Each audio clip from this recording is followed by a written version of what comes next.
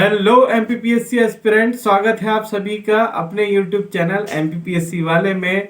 So without wasting any time let's jump into the topic. Indian council act of 1909 के बाद एक बहुत ही important act हमारे सामने है, गवर्नमेंट ऑफ इंडिया एक्ट 1919। तो पहले हम पढ़ेंगे कुछ इसकी इम्पोर्टेंस, इसका कॉन्स्टिट्यूशनल सिग्निफिकेंस, फिर हम पढ़ेंगे इसके important features. On August 20, 1917, British government declared for the first time that its objective was the gradual introduction of responsible government in India.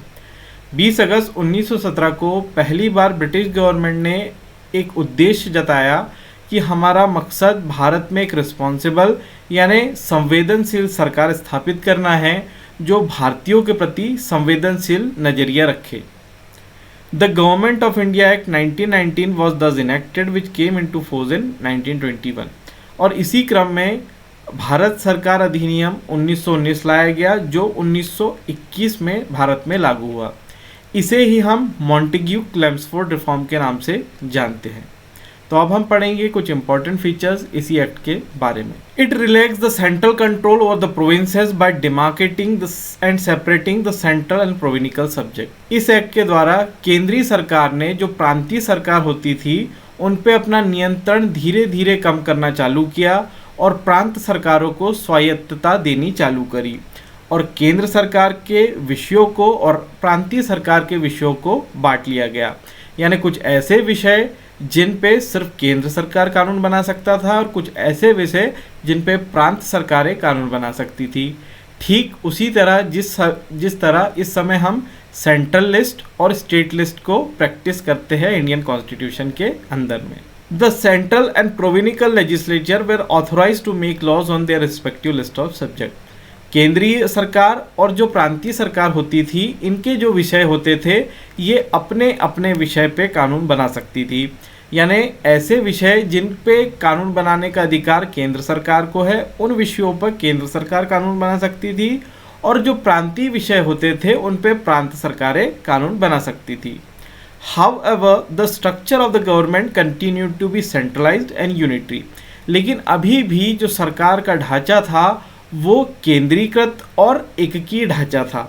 यानी सारे जो इम्पोर्टेंट डिसीजंस होते थे वो केंद्र सरकार लिया करती थी और जो सरकार का ढांचा था वो भी एकीय था। यानी अगर कोई इमरजेंसी वाली सिचुएशन होती तो पूरे पावर्स केंद्र सरकार के हाथ में चले जाते। सेकेंड इम्पॉर्टेंट फीचर है it further divided the provincial subject into two part, transferred and reserve subject. जो प्रांतीय विषय हुआ करते थे कानून बनाने के उन्हें भी अब दो भागों में बांटा गया।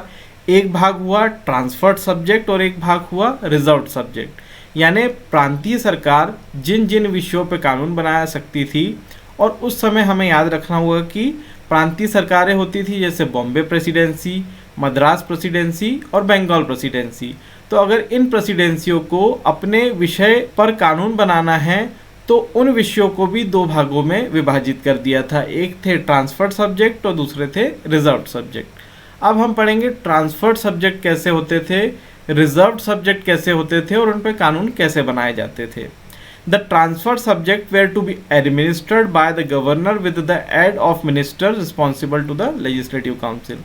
अगर ट्रांसफर्ड सब्जेक्ट के विषय में कोई कानून बनाना होता तो उस प्रांत का गवर्नर उस प्रांत की मंत्रिमंडल की सलाह से कानून बना सकता था।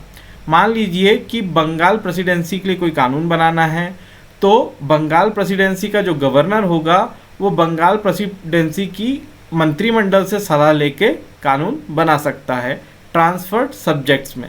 लेकिन जब हम रिजर्व सब्जेक्ट की बात करते हैं तो हम पढ़ते हैं the reserve subject on the other hand were to be administered by the governor and his executive council without being responsible to the legislative council.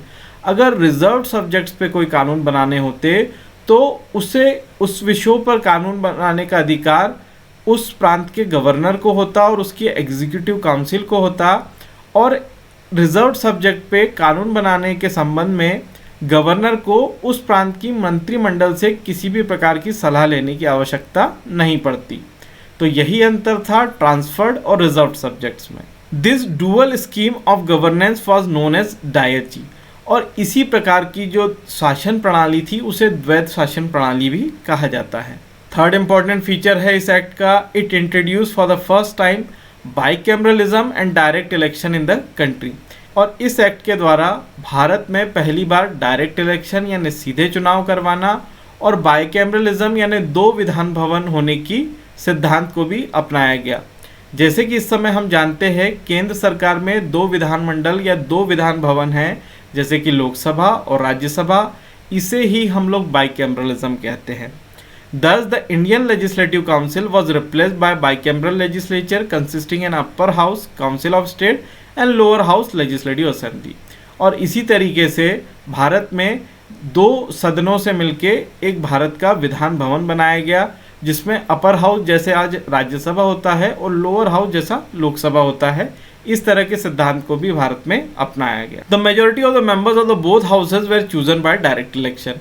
और इन दोनों विधान भवनों में जो मेजोरिटी सदस्य होते थे उनका डायरेक्ट चुनाव करवाया जाता था, यानी सीधे चुनाव की प्रणाली से इसमें सदस्यों का निर्वाचन होता था। फोर्थ इंपॉर्टेंट फीचर है, it required that the 3 of the 6 members of the Viceroy's Executive Council other than the Commander in Chief were to be Indians। और इस एक्ट के द्वारा जो वॉइसराय की एग्जीक्यूटिव काउंसिल होती थी उनमें 6 में से 3 सदस्यों का भारतीय होना अनिवार्य था। फिफ्थ इंपॉर्टेंट फीचर है इस एक्ट का, it extended the principle of communal representation by providing separate electorate for the six Indian, Christian, Anglo Indians and European. देखिए जी, इस एक्ट के द्वारा जो कम्युनल रिप्रेजेंटेशन यानी सांप्रदायिक प्रतिनिधित्व का जो सिद्धांत था, उसमें अब इंडियन मुस्लिम्स के अलावा जो सिख होते थे और जो इंडियन क्रिश्चियंस होते थे, साथ ही साथ जो एंग्लो इंडियंस और यूरोपियंस होते थे, उन तक अब सांप्रदायिक प्रतिनिधित्व का जो दायरा था वो बढ़ा दिया गया था। यानी इन लोगों को भी कम्युनल रिप्रेजेंटेशन दिया जाना चालू हो गया था। It granted franchise to a limited number of people on the basis of property, tax और एजुकेशन। और इस एक्ट के द्वारा भारत में यूनिवर्सल अडल्ट फ्रेंचाइजी नहीं आई, यानी सभी को समान मताधिकार नहीं दिए गए, लेकिन मताधिकार को लिमिटेड रखा गया और कुछ ऐसे लोगों को मताधिकार दिया गया जो पढ़े लिखे हो, कुछ टैक्स दे सकते हो और जिन लोगों के पास कुछ प्रॉपर्टी हो। तो भारत में मत देने का अधिकार बहुत ही सीमित था इस एक्ट के द्वारा। सेवंथ इंपॉर्टेंट फीचर है, it created a new office of the high commissioners for India in London and transferred him some of the function hitherto performed by the secretary of state for India. इस act के द्वारा एक नया office बनाया गया भारतीय मामलों के लिए लंदन में। उसे कहा जाता था हाई कमिश्नर ऑफ इंडिया। और इस हाई कमिश्नर ऑफ इंडिया को जो इम्पॉर्टेंट मुद्दे या इम्पॉर्टेंट विषय जिन्हें सेक्रेटरी ऑफ स्टेट डील करते थे उन्हें ट्रांसफ़र कर दिए गए। अगर आपको हमारा यूट्यूब चैनल अच्छा लगता है तो प्लीज़ इसे लाइक कीजिए, शेयर कीजिए, सब्सक्राइब कीजिए और बेल आइकन को प्रेस करना ना भूलिए, जिससे आपको रीसेंट वीडियोस की नोटिफिकेशन मिलती रहे। Thanks for watching.